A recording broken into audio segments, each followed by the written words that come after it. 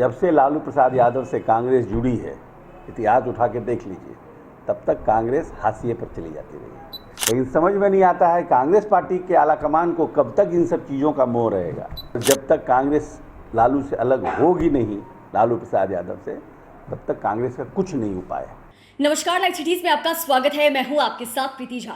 लोकसभा चुनाव को लेकर अब सीट शेयरिंग तो हो गया है, लेकिन महागठबंधन की तरफ से अभी भी जो सीट है वो फाइनल नहीं किया गया है। अभी भी कहीं ना कहीं कुछ कसर जो है वो बाकी है। लेकिन ऐसे में जब कटिहार पहुंचते हैं बिहार सरकार के मंत्री अशोक चौधरी, तो वो महागठबंधन पर बरस पड़ते हैं। इतना ही नहीं, उन्होंने बड़ा खुलासा किया और कहा है कि आखिरकार जब वो कांग्रेस के प्रदेश अध्यक्ष थे तो उन्होंने कांग्रेस का साथ क्यों छोड़ा। और महागठबंधन को लेकर बता रहे हैं कि जब तक कांग्रेस की स्थिति ऐसी क्यों है, जब तक लालू प्रसाद यादव के साथ कांग्रेस रहेगी तब तक वो हाशिए पर बनी रहेगी और तब तक उनका कुछ भी नहीं होने वाला है। अशोक चौधरी कटिहार पहुंचे थे और कटिहार में क्या कुछ कह रहे हैं, सुनिए।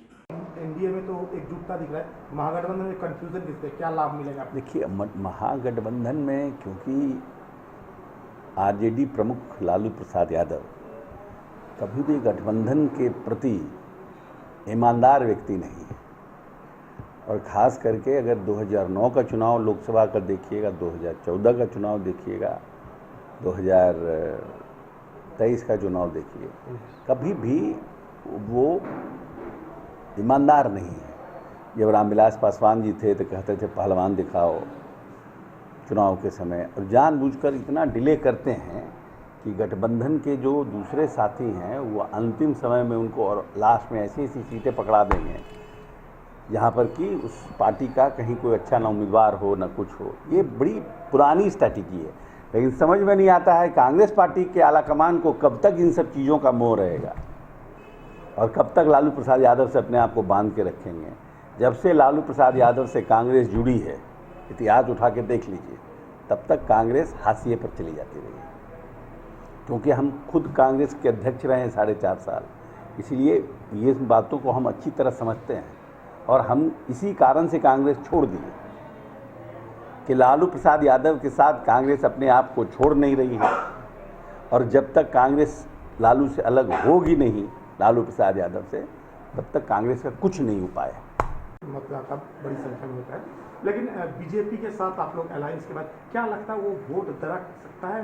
अल्पसंख्यक वोट आप लोग को नहीं मिलेगा, इस तरह का कहीं ना कहीं डर? देखिए, पिछली बार भी हम जब लोकसभा लड़े थे 2014 में, सबसे ज़्यादा वोट का परसेंटेज 65% वोट किशनगंज में है, पूरे बिहार में। वहाँ पर भी हम मात्र 34,000 वोट से हारे थे। वो भी जो हमारे उम्मीदवार थे उनकी गलती से, क्योंकि उस समय हम किशनगंज में, उस बार किशनगंज के प्रभारी थे और सिर्फ 2 विधानसभा, बायसी और अमौर, इन 2 विधानसभा से हम लूज़ किए थे। और ये दोनों विधानसभा हमारे कैंडिडेट का विधानसभा था, मतलब वो खुद देख रहे थे।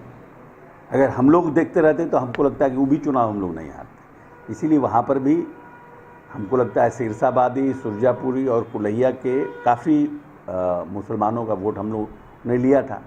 और लेने का कारण ये है कि नीतीश जी ने काम किया है, चाहे वो भाजपा के साथ रहे हो चाहे किसी गठबंधन के साथ रहे हो। उन्होंने मुसलमान के सरपरस्ती के लिए काम किया है। उनका डेवलपमेंट कैसे हो, मदरसों का मॉडर्नाइजेशन कैसे हो, पूर्णिया में कैसे हमारा मदरसा का एक्सटेंशन काउंटर खोले, कैसे हम बच्चियों को स्कॉलरशिप दे सकें, कैसे हम आगे तालमी मरकज़ का गठन किया कि हमारे मुसलमान भाई के बच्चे जो बाहर हैं उनको हम स्कूल में लाएं।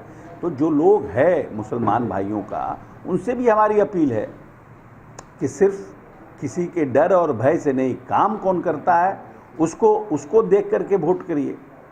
कि आखिर में 18 साल में नीतीश कुमार ने आपके लिए क्या किया?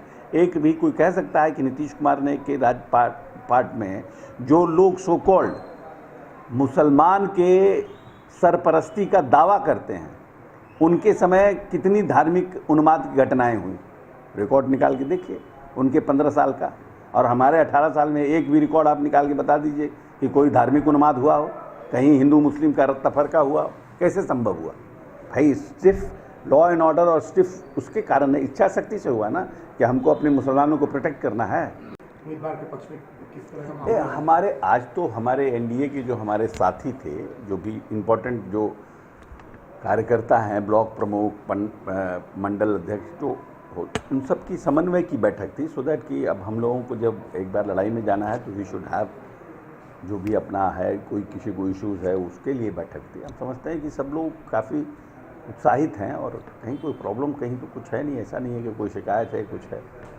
There is nothing against. BJP से सहयोग मिलने की उम्मीद है? बीजेपी नहीं, पूरा बीजेपी पूरी ताकत लगाएगा। बीजेपी को मोदी जी को प्रधानमंत्री बनाना है, कैसे की बात कर रहे हैं? बीजेपी, हम लोग सब तो मोदी जी के लिए लगे हुए हैं ना भाई। हम सब तो मोदी जी को प्रधानमंत्री बनाने के लिए संघर्ष कर रहे हैं, तो बीजेपी कैसे नहीं लगेगी? बीजेपी तो 200% और ताकत लगा के लगेगी। तो आपने सुना कि महागठबंधन पर जोरदार हमला बोलते हुए अशोक चौधरी ने क्या कुछ कहा है। उन्होंने बताया है कि किस तरीके से आरजेडी सुप्रीमो लालू प्रसाद यादव जो है महागठबंधन के प्रति कभी भी ईमानदार नहीं रहे, ये कहना अशोक चौधरी का है। और उन्होंने बताया है कि आखिरकार कांग्रेस की ऐसी स्थिति क्यों है। उन्होंने यह भी कहा है कि कांग्रेस जब तक उनका मोह नहीं खत्म होगा, आरजेडी सुप्रीमो लालू प्रसाद यादव से वो अलग नहीं होंगे, तब तक वो हाशिए पर बने रहेंगे, तब तक उनका कुछ नहीं हो सकता है। इतना ही नहीं, उन्होंने यह भी कहा है कि जरूर इस बार जो लोकसभा चुनाव होने वाले हैं, इस बार देश के प्रधानमंत्री नरेंद्र मोदी हैट्रिक जरूर लगाएंगे और इस बार उनका तीसरा टर्म जो है वो जरूर आएगा और 400 पार से विजय इस बार एनडीए होने वाली है। चैनल को सब्सक्राइब करें, फेसबुक पेज को लाइक करें। धन्यवाद।